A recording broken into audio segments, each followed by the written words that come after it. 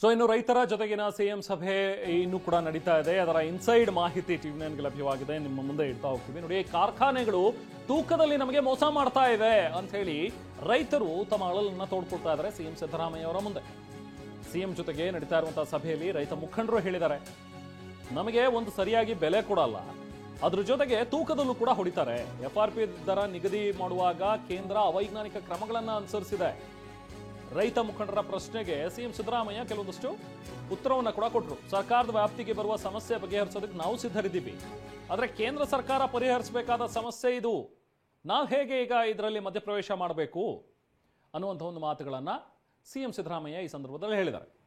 ಹಾಗೆ ಉತ್ಪಾದನಾ ವೆಚ್ಚ ಹಿಂದಿನ ವರ್ಷಕ್ಕಿಂತ 4,000 ರೂಪಾಯಿ ಕಡಿಮೆ ಆಗಿದೆ, 4,000 ಕಡಿಮೆ ತೋರಿಸಿದ್ದಾರೆ ಅಂತ ಹೇಳಿ ರೈತರು ಆಕ್ರೋಶವನ್ನು ವ್ಯಕ್ತಪಡಿಸಿದ್ದಾರೆ. ಇದು ಯಾವ ಲೆಕ್ಕಾಚಾರ ಅಂತ ಸಭೆಯಲ್ಲಿ ರೈತ ಮುಖಂಡರು ಸಿಎಂ ಮುಂದೆ ಸ್ವಲ್ಪ ಗರಂ ಆಗಿ ಪ್ರತಿಕ್ರಿಯೆಯನ್ನು ನೀಡಿದ್ರು.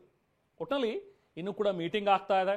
ಮೀಟಿಂಗ್ನಲ್ಲಿ ರೈತ ಮುಖಂಡರು ತಮ್ಮ ತಮ್ಮ ಸಮಸ್ಯೆಗಳನ್ನು ಹೇಳ್ಕೊತಾ ಇದ್ದಾರೆ. ಏನು ಕಬ್ಬು ಬೆಳೆಗಾರರಿಗಿರುವಂಥ ಸಮಸ್ಯೆಗಳು ಏನು, ಹೇಗೆ ಈ ಮಾಲೀಕರೆಲ್ಲರೂ ಕೂಡ ನಮ್ಮ ಮೇಲೆ ದಬ್ಬಾಳಿಕೆ ಮಾಡ್ತಾರೆ, ಸರಿಯಾಗಿ ನಮಗೆ ರೇಟ್ ಕೊಡಲ್ಲ ಅನ್ನುವಂಥದ್ದನ್ನು ಹೇಳ್ತಾ ಇದ್ದಾರೆ.